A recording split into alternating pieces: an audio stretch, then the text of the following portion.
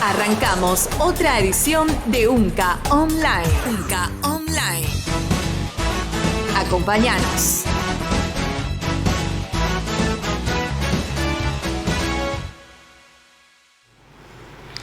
Muy buenos días. Nos encontramos en una nueva edición de UNCA Online Arandupotı. Queremos agradecer siempre la distinguida presencia de toda la audiencia que nos escucha y que nos ve a través de las redes sociales.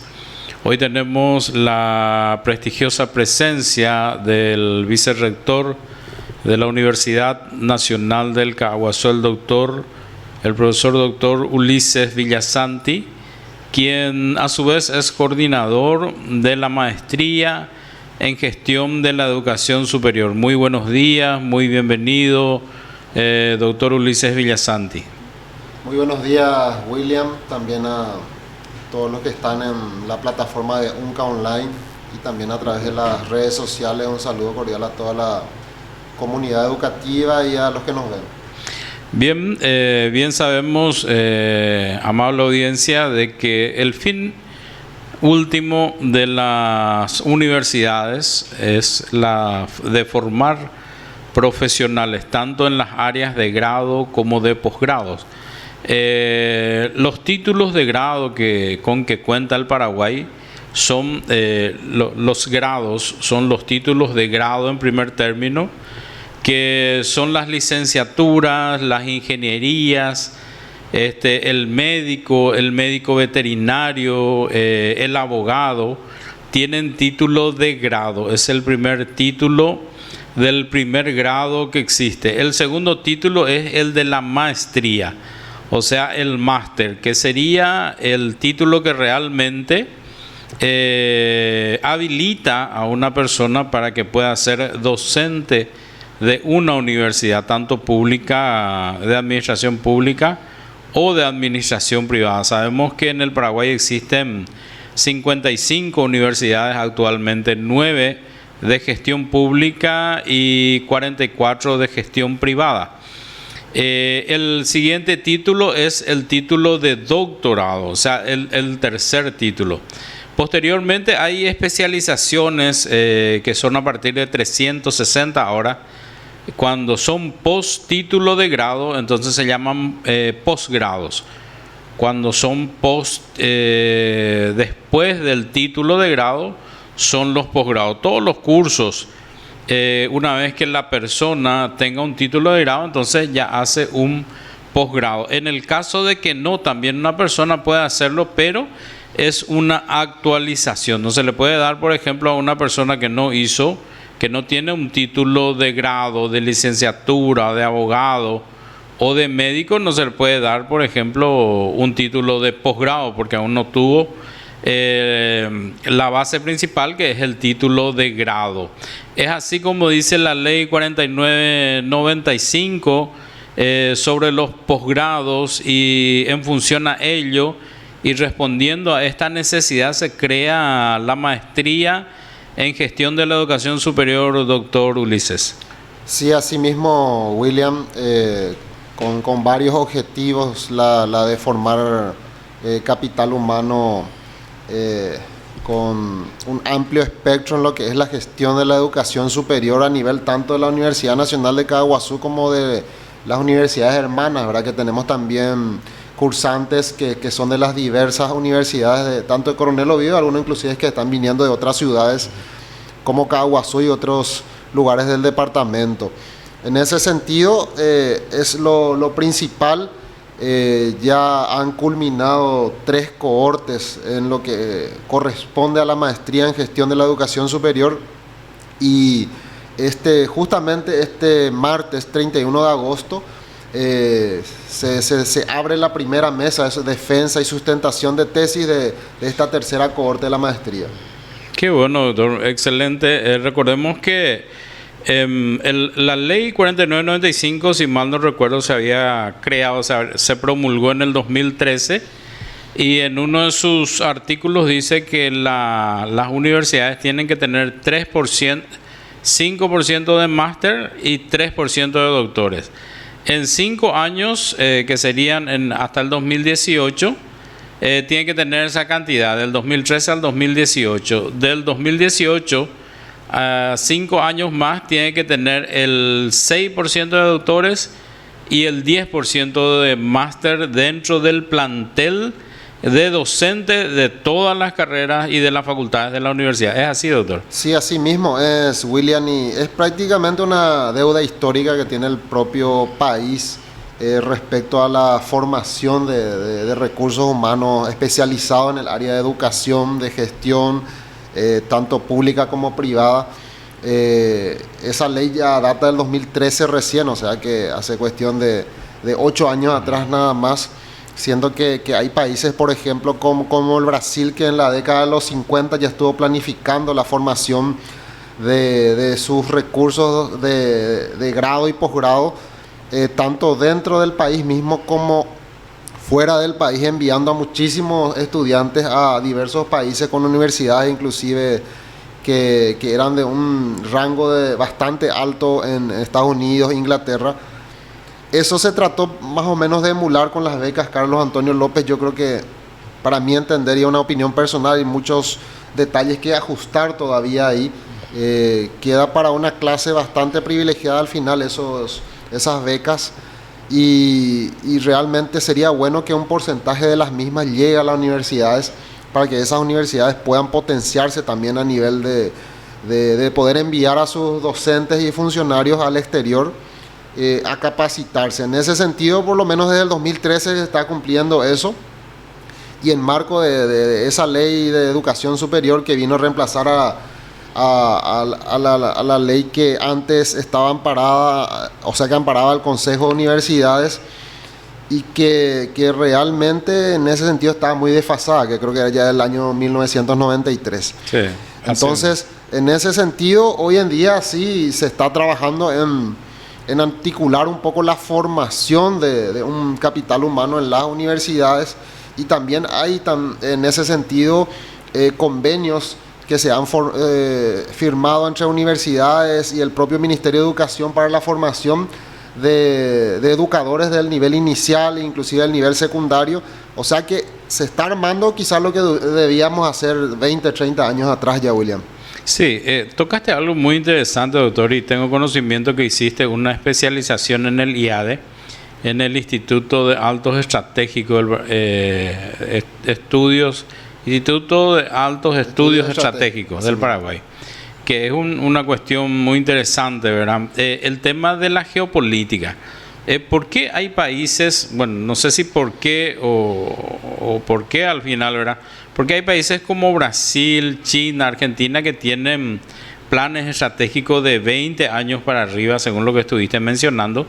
Y el Paraguay tiene planes estratégicos hasta 5 años, porque el MESIB y la estrategia que tiene el Paraguay generalmente se ve solamente a 5 años. No sé si es así realmente o está fraccionado de a 5 años y hay una visión geopolítica más abarcante. Y lo que era el inconveniente anteriormente, tanto en educación como en políticas públicas y en geopolítica a nivel país, era que cada acción hecha por un gobierno culminaba al terminar ese gobierno. Entonces no había políticas de Estado, sino que había políticas de gobierno. O sea que terminaba eso y no, bueno, a partir de ahora, desde el 2013 al 2018 se hace esto, y posteriormente de 2018 a 2023 se hace otra cosa, y eso es lo que fue perjudicando quizás el crecimiento en todos los ámbitos a nivel país. Se dejaban obras a medio culminar porque eran hechas por el anterior gobierno. Eso fue cambiando, creo que unos 20 años atrás, que forzadamente por políticas ya de financiamiento, tanto del BID, del Banco Mundial y la propia ONU, los Objetivos de Desarrollo Sostenible, obligaron a continuar con las políticas, con los proyectos de infraestructura, porque las fuentes de financiamiento prácticamente en los contratos obligaban a eso. Entonces los gobiernos tenían que acatar eso, y resultado de eso ya tenemos obras plurianuales en el sentido, por ejemplo, como el caso de la Costanera, que fue financiada por otros bancos que no son de nuestro país, que empezaron en un gobierno, ya creo que 3, 4 gobiernos anteriores, y van pasando por todos los diversos gobiernos, y actualmente ya se está planificando lo que va a ser la Costanera Sur en Asunción. O sea que va a ir hacia el barrio Santa Ana, más o menos, llegando hasta cerca del Cerro Lambaré, cerca de Itanramada. La misma cosa, la duplicación de la ruta 2 y 7, que era antes, hoy en día ya es la ruta 2, que va de Asunción, Ciudad del Este, también, que fue pasando por 2 o 3 gobiernos. Los puentes, el caso del puente Presidente Franco, Foz de Iguazú, el puente Carmelo Peralta con Puerto Murtiño, son obras que ya son financiadas por diversos fondos que obligan a que los gobiernos continúen con los trabajos, y no podamos más hacer eso de que no, hizo tal gobierno tal color y no continuemos. Entonces, pero quizás falta mucho todavía, William. Esos trabajos, como te digo, a nivel de países más desarrollados han hecho 50, 60 años atrás esa planificación, y ha continuado de esa manera.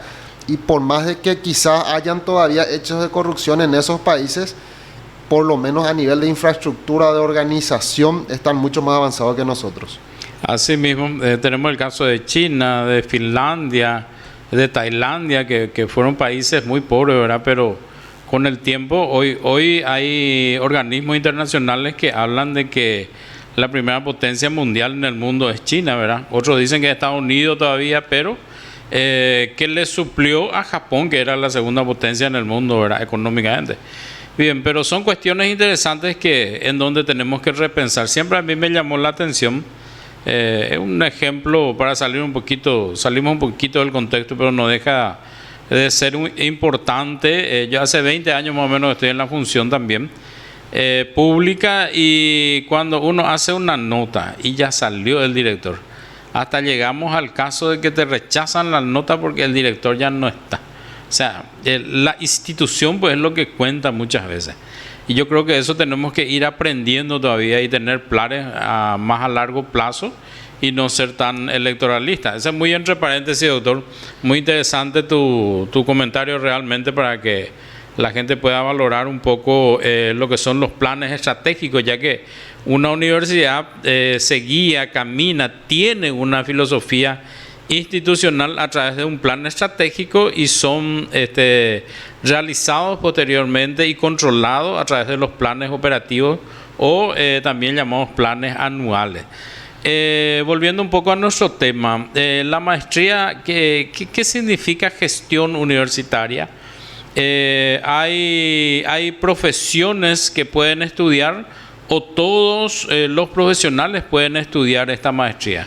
No, la gestión universitaria va más bien enfocada a la gente que está dentro de la universidad, tanto en la parte del funcionario de las universidades como a nivel docente y directivo también, porque toca un abanico de cuestiones que no solamente se centran dentro de nuestro país, sino que de poder, como te digo, llegar inclusive a presentar proyectos a fondos internacionales, a dirigir programas locales respecto a la educación superior. O sea que está enfocado en eso, William. Yo inclusive tengo más o menos la malla, y ir explicando un poco sí, cada podemos caso. escuchar.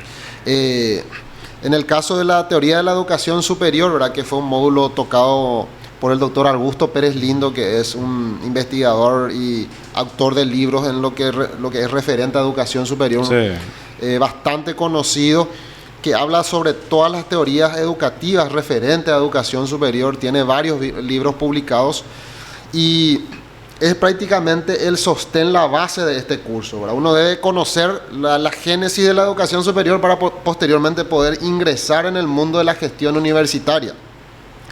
Luego viene la parte, como le digo, de gestión universitaria. Esto fue tocado en la tercera corte por la doctora Rocío Robledo, que toca temas como las problemáticas de la gestión universitaria. Que fue rectora de la USIL, sí, fue presidenta de Itaipú, directora del PTI Itaipú.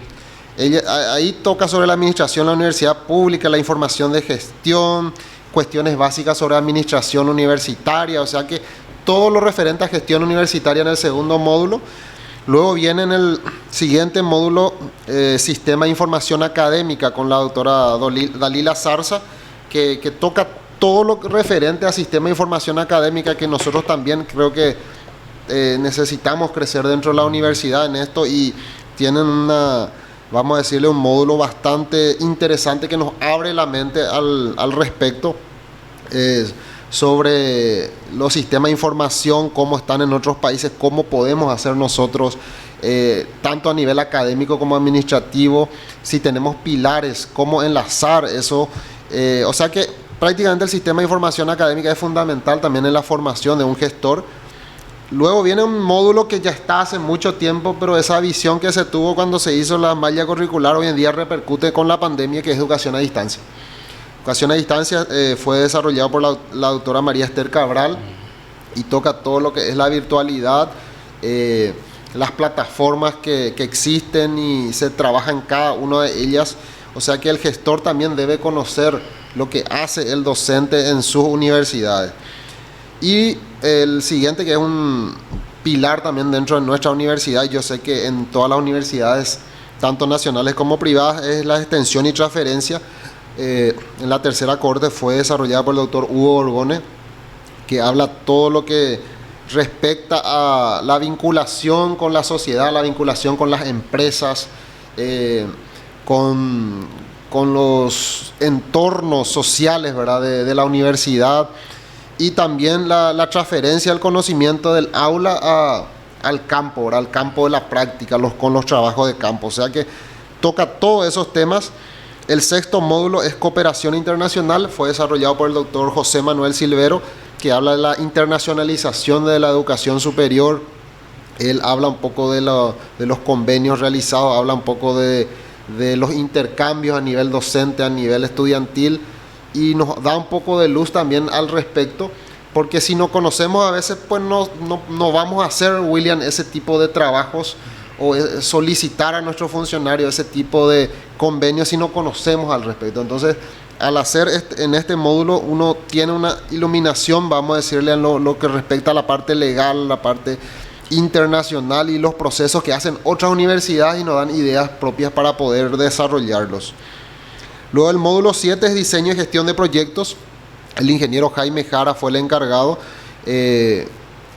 Yo creo que también eso hay que fortalecer como universidad. De la gestión de proyectos deben hacer gente especializada, y el gestor educativo, o sea que el gestor de la educación superior debe conocer básicamente cómo se desarrolla un proyecto, para poder por lo menos ir trabajando con su equipo especializado, porque al final el equipo especializado es el que debe de realizar ese tipo de trabajo, pero el gestor debe conocer al menos la base de lo que es el diseño y también cómo se realizan las gestiones de proyectos. Luego también está la metodología de la investigación. Fue desarrollada por el doctor Silvero. Como ya es una maestría, hay que presentar una tesis y hay que desarrollar un proyecto de tesis referente a educación superior. Y el módulo 9, Pedagogía Universitaria, fue desarrollado por la doctora Karenina Troncoso, todo lo que corresponde al currículum, al campo pedagógico, el objeto de estudio, las teorías pedagógicas, debates a través de la educación superior, y la parte pedagógica en sí, que sería el quid, vamos a decir, de la cuestión a nivel docente. O sea que, como estarán escuchando o viendo, va tocando todos los puntos más importantes de educación superior, William, a nivel de la maestría. Luego viene el módulo de teoría de las organizaciones, desarrollado nuevamente por la doctora Rocío Robledo. Toca toda la organización y su funcionamiento, la organización y la gestión. La sociología de la educación es tocada por el doctor Luis Ortiz. Todo lo referente a la sociología en sí es fundamental, más todavía en gestión, ¿verdad? Porque nosotros trabajamos con la gente, trabajamos con la sociedad, tenemos que conocer la idiosincrasia tanto de nuestro país, la libertad de la enseñanza, conocer todo al respecto. El módulo 12 es Economía de la Educación, fue desarrollada por la doctora Dalila Zarza. Luego vamos a ir hablando quizás en el siguiente bloque de cada uno de nuestros docentes, sí, y dónde ejerce funciones. las teorías económicas tradicionales de la educación, el empleo, el mercado, conocer un poco al respecto las fuentes de financiamiento. Y luego viene el aseguramiento de la calidad en la educación superior, que también es fundamental para gente que está en universidades. Hoy en día existe el proceso de acreditación con la NEAES y justamente el propio expresidente y exministro de Educación es el docente, el doctor Raúl Aguilera Méndez, encargado de contarnos con documentos, con libros, con artículos científicos, lo que es el aseguramiento de la calidad y la importancia de la misma. El módulo 14, Política e Investigación, está el ingeniero Jaime Jara, que también es un pilar en las universidades, en todas las universidades, y cómo desarrollar políticas, programas, proyectos de investigación desde la gestión en educación superior. El módulo Epistemología, el doctor Higinio Olmedo, que lo llevó magníficamente también, de conocer un poco la base de lo que es la ciencia, los términos fundamentales, la relación con la educación. Y luego vienen los últimos módulos, que es la legislación comparada en educación, que también da el doctor Raúl Aguilera, todas las leyes que existen hoy en día en el Paraguay respecto a en educación superior, y también algunas leyes importantes que debemos conocer a nivel Mercosur y Latinoamérica. Y suficiencia en inglés, que está desarrollada por la magíster Giselle Martínez. Suficiencia en inglés más bien habla de poder conocer algunos términos de educación superior en el idioma inglés, que hoy en día los artículos científicos prácticamente todos están en inglés, los más actualizados. El 98%. Sí, entonces de que el magíster por lo menos tenga esa noción de las palabras claves en inglés. De hecho, que no va a salir hablando inglés después de este módulo, ¿verdad? Eso hay que aclarar, pero por lo menos va a tener la noción de las palabras claves y de poder llegar a esa información. Y posteriormente culmina la malla curricular con el módulo de elaboración de tesis, que va direccionado más bien a cada tutor, que es asignado por resolución para que pueda desarrollar su proyecto de investigación. Muy interesante, doctor Ulises. Recordemos que es la tercera cohorte, como habías dicho. Este es un programa de maestría que nació, creo que en el año 2012 aproximadamente, 2011-2012. Fue un programa internacional, es un programa internacional que nació con la Universidad Federal de Santa Catarina y la Universidad era Nacional de Mar del Plata.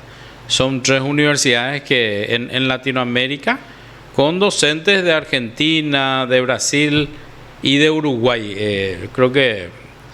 Pero hoy estamos escuchando, ¿verdad?, que tenemos valores intachables, realmente prestigiosos son los docentes que de muy alto nivel, realmente hay que decirlo, de muy alto nivel los docentes que actualmente están llevando esta maestría.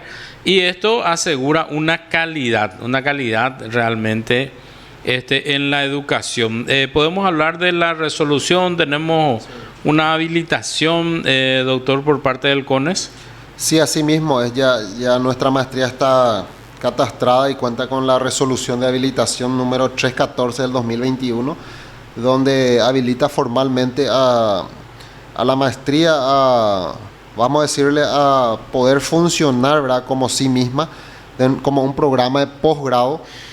Y es una obligación también, ¿verdad?, tanto la habilitación por el CONES, que es el Consejo Nacional de Educación Superior, así como también como posteriormente ya poder acreditar mediante un programa de posgrado a través de la NEAES. O sea que vamos por ese camino. Creo que se va a ir dando con el tiempo, pero ahora el orgullo nuestro es que esté ya habilitado por el CONES, debido a que este programa fue habilitado mucho antes de la Ley de Educación Superior. Entonces, así mismo. Entonces entró en otro proceso, pero hoy en día ya está totalmente actualizado y habilitado su programa educativo. Muy interesante, doctor, recordar a los primeros docentes que fueron de la maestría, como estabas hablando, sigue el doctor Augusto Pérez Lindo, que es realmente un personaje interesante, con varios libros, con varias publicaciones, filósofo, doctor en la Universidad de Lovaina, interesante, una persona muy interesante. En ese entonces también habían personas muy interesantes, como el doctor Roberto Vega, que en paz descanse, ¿verdad? Que estuvo en la Universidad Nacional de Mar del Plata, el doctor Nelson Colosi, cuando eso que ya está jubilado, ¿verdad? Que fue doctor en la Universidad George Washington, que fue rector de la Federal de Santa Catarina. O sea, me acuerdo que estuvo en relaciones, estuvo el doctor Tripaldi, que hoy es secretario de la OEI. O sea, muchas personalidades interesantes. El doctor Claudio Rama, que fue director de la IESAL para la UNESCO, para América Latina y el Caribe. Horacio Ferber, sociólogo, que en estos días escribió como para publicar. O sea, una serie de personas muy interesantes.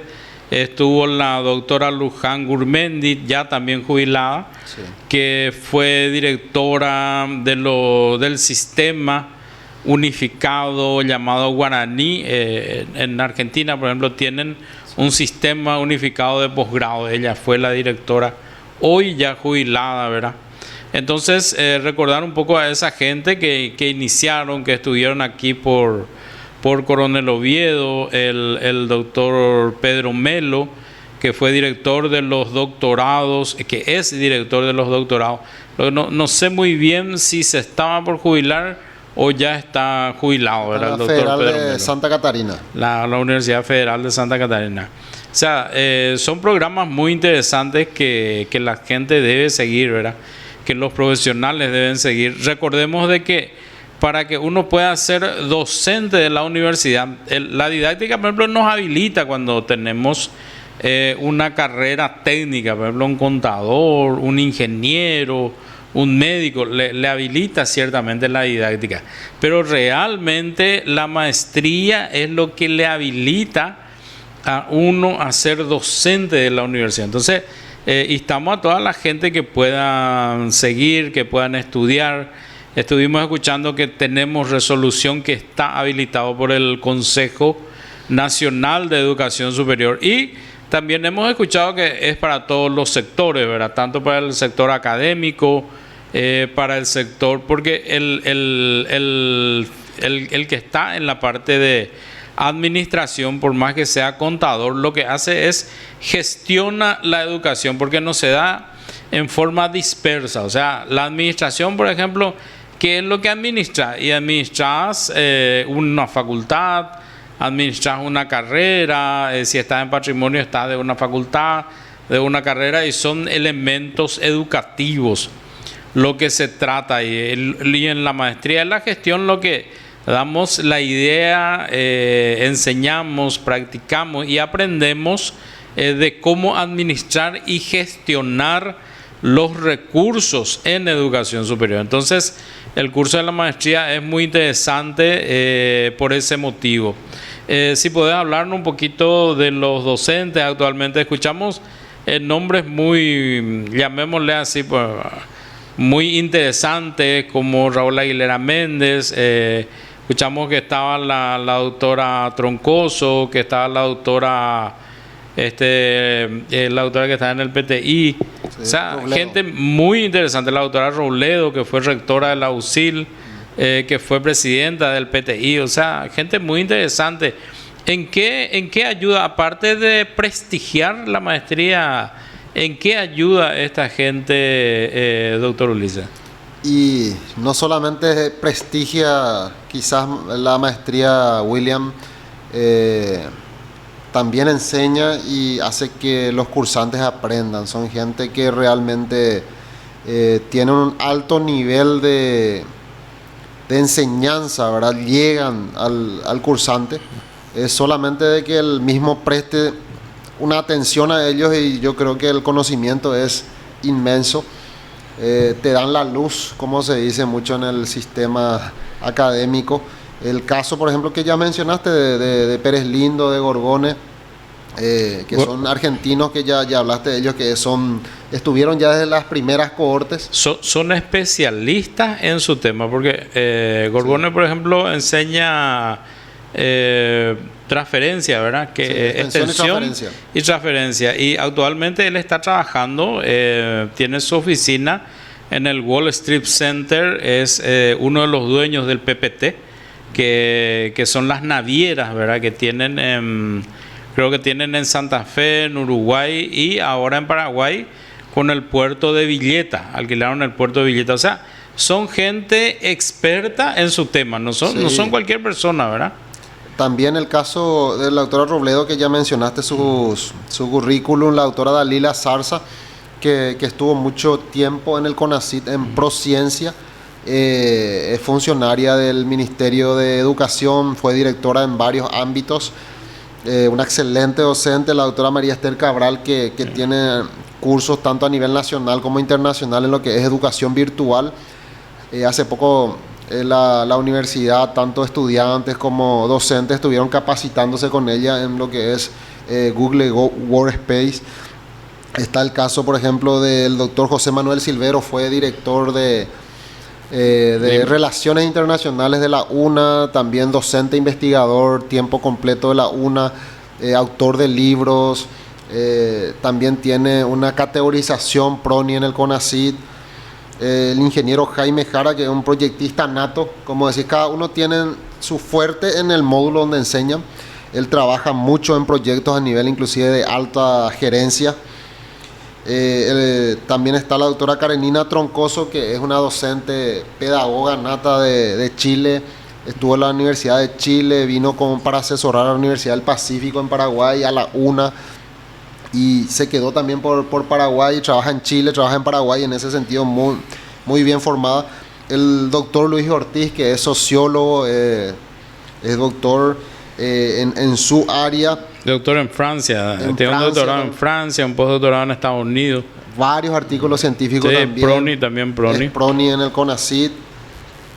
Está el doctor Raúl Aguilera Méndez, que es uno de los más conocidos, fue ministro de Educación, fue presidente de la ANEA hasta el año pasado. El doctor Higinio Olmedo también, que es un epistemólogo, filósofo. Que de muy alto nivel.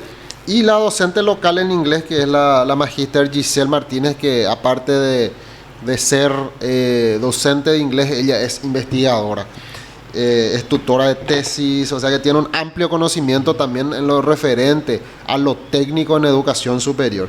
Son básicamente el plantel docente que tenemos, y yo creo que juntando un poco lo que es a nivel internacional, nuestros docentes nacionales, se forma un alto capital humano.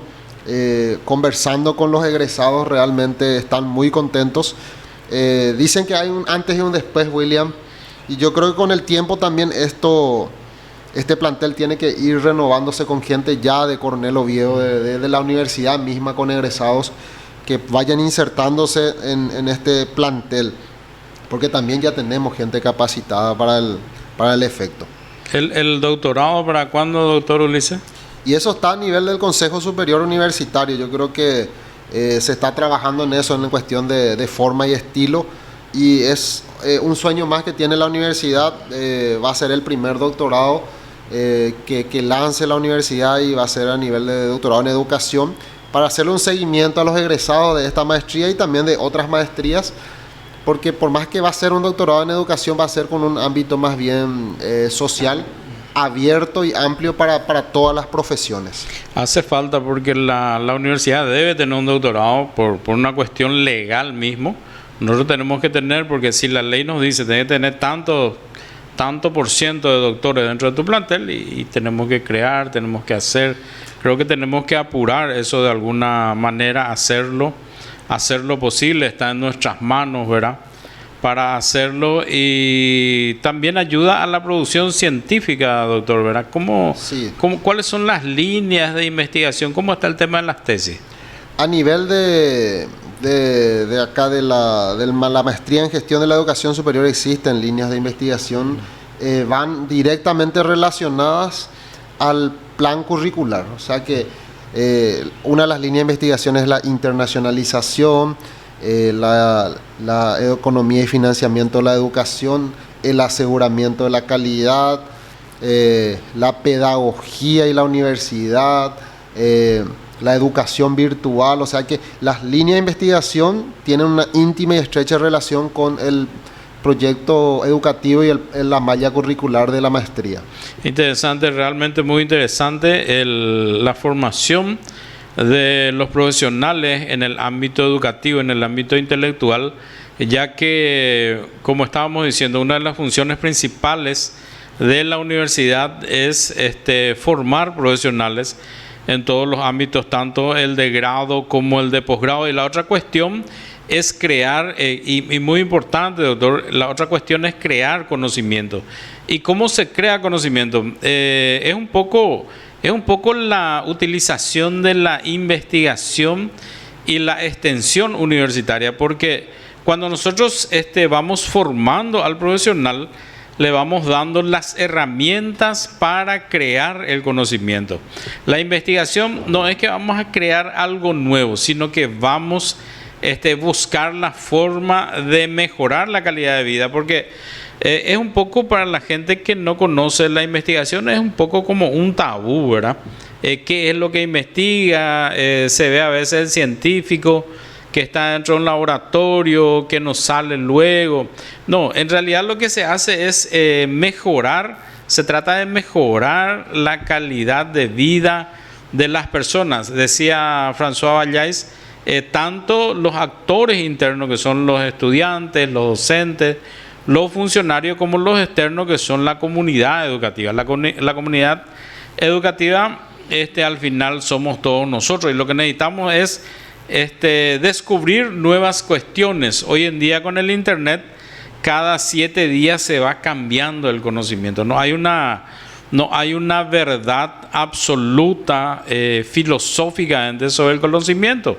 En un momento determinado, haciendo una analogía, por ejemplo, se pensaba que la Tierra era cuadrada, que llegaba a un lugar y que se derramaba todo el agua de los océanos, de los mares, pero en realidad no fue así, porque el conocimiento, a partir de Copérnico, de Galileo Galilei, se fue haciendo ciencia, se fue estudiando, se fue conociendo, ¿verdad?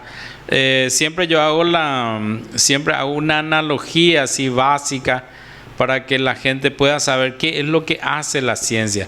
Y la ciencia es lo que hace que tengas un celular en la mano, ¿verdad? Anteriormente los teléfonos tenían cable, después se hicieron inalámbricos, después hubieron mensajes escritos de chat.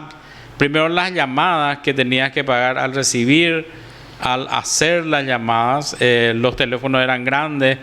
No sé si se acuerdan, la gente que tiene mi edad seguramente se va a acordar del teletac, que era de ti. O sea, la investigación es lo que hace que hoy tengas un teléfono. Después se hizo chiquitito el teléfono. No sé si te acordás, doctor, el Motorola chiquitito que tenía que abrir por el medio, ¿verdad? Sí. StarTAC, exactamente. O sea, eso hace la investigación. La investigación hace que la vaca que da 15 litros, cambiándole de comida, de 20 litros, la investigación aplicada, que tu árbol pueda crecer más rápidamente y pueda ser más rentable más rápidamente. O sea, todo ese tipo de cuestiones. Y en lo social es el mejoramiento de la calidad de vida de las personas que, en este caso, los estudiantes de la maestría van trabajando por eso. ¿Es así, doctor Ulises? Sí, así mismo. Justamente, quizás mucho que inventar hoy en día ya no hay, ¿verdad? O sea, prácticamente lo último que tuvimos fue la pandemia. Se creó una vacuna, pero la vacuna ya existía hace 200, 300 años, ¿verdad? Que estamos saliendo aparentemente, doctor. Y estamos saliendo de eso, según los últimos datos que vi, 2.250.000 vacunados con una dosis y 1.570.000 más o menos vacunados con 2 dosis. O sea que de 7,5 millones paraguayos, 1,5 millones están vacunados con 2 dosis, y probablemente la misma cantidad haya sido afectada por la enfermedad y salió bien. Entonces ya se ha conseguido esa inmunidad de rebaño, porque realmente esos datos que figuran en el ministerio, que son casi 500.000 afectados, son los que se hicieron el hisopado y dieron positivo y están en un sistema de información. Pero hay muchos que no fueron a hacerse el hisopado, hay muchos que quedaron en sus casas, o algunos ni se dieron cuenta, y en ese sentido la cantidad es mucho mayor, ¿verdad?, de los que tuvieron. Entonces, esa cantidad de vacunados, más gente que ya tiene una inmunidad natural, hace que haya parado un poco la expansión del virus. Y eso, por ejemplo, fue, como vos decís, un mejoramiento. La vacuna ya existía ya desde 1800 y algo, ¿verdad? No recuerdo bien, pero más de 200 años. Pero con esa misma vacuna descubierta 200 años atrás, ahora los científicos vieron la posibilidad de que algún virus o el ARN mensajero pueda desarrollar nuestras células para combatir con ese virus. O sea que eso es lo nuevo. La vacuna ya no es nueva. Entonces, en ese sentido también pasa lo mismo que la leche y la producción de la leche, ¿verdad? Sabemos que la vaca da leche, se debe ordeñar, ¿verdad? Pero antes daba 15, ahora da 20, ¿verdad? Antes no existía el coronavirus, ahora existe. Pero siempre el medio es la vacuna y son también otros tipos de tratamientos. O sea que en ese sentido la ciencia va aportando y va creciendo con el tiempo. A veces, ya que vos sos odontólogo, a veces nosotros no nos detenemos a pensar lo que hace la ciencia. Y en un momento determinado, ¿qué pasaba antes? Cuando te pregunto, doctor, ¿qué pasaba antes cuando no existía la anestesia, por ejemplo, y un médico tenía que operar? ¿Qué se hacía? En ese sentido, antes prácticamente se le hacía oler, ¿verdad? Era un anestésico potente que daba risa, o sea que el paciente quedaba sonriendo, riendo constantemente hasta que quedaba dormido. Pero antes de eso, evidentemente, se colocaban algunas sustancias químicas, desinfectantes, y el dolor era inmenso, ¿verdad? El dolor era inmenso, o sea que se hacía... Y se le ataba por la cama, según se le ataba, había métodos de morder una fruta o una goma específica que se le daba también, que no recuerdo ahora el nombre, que ramas de árboles que se le daban para morder, y ahí se hacía el procedimiento. Luego vino ya la anestesia, que había, vamos a decir, tipo como un oxígeno, ¿verdad? Que se le ponía, y luego posteriormente ya la endovenosa que hoy en día se utiliza. O sea que eso fue evolucionando con el tiempo y con los años, ¿verdad? Antes era sin anestesia y uno tenía que ser sujetado a la fuerza o mordiendo algo, ¿verdad? Para que se le extirpe algún tipo de tumor, algún tejido, lo que sea, ¿verdad? Y evidentemente, por lo que antes moría la gente, ¿verdad? Que fallecían por ciertos tipos de enfermedades, hoy en día ya no. Por la ciencia misma, ¿verdad? Por las vacunas o por los tratamientos que se han logrado con estos años, ¿verdad? De evolución. O sea que la ciencia evoluciona cada día. Sí, no, es importante así, ejemplos fácticos. Ejemplos fácticos donde la gente se dé cuenta de la importancia de la ciencia y quienes crean el conocimiento o deben crear el conocimiento, y somos la universidad, a través de los trabajos de investigación, a través de los trabajos sociales, a través de las tesis, que a muchos no les gusta hacer las tesis, pero realmente lo que hace una tesis es que hace que evolucione el conocimiento. Bien, doctor, me parece un tema muy interesante, la maestría. Felicitarte un poco por la coordinación que estás llevando. Realmente el 31, tengo información de que el 31 ya el primer grupo va a defender, o va a sustentar, mejor dicho, su tesis, porque no es una defensa, es una sustentación de tesis. Felicitarte por eso. Eso, por ejemplo, demuestra el éxito que tiene. Es demasiado sencillo, la vida es demasiado práctica. Empezó la maestría, ahora están culminando un grupo de personas que están sustentando su tesis, y ese es el éxito que se demuestra con la culminación de la tesis y posteriormente su título. Me parece demasiado sencillo, demasiado interesante. Así es que es importante que como docente, como estudiante, podamos apoyar este tipo de iniciativa, y vamos a estar esperando noticias del doctorado. Es una cuestión que una universidad nacional debe tener para darle la oportunidad, haciendo la excepción de que el doctor lo que hace es un especialista en investigación.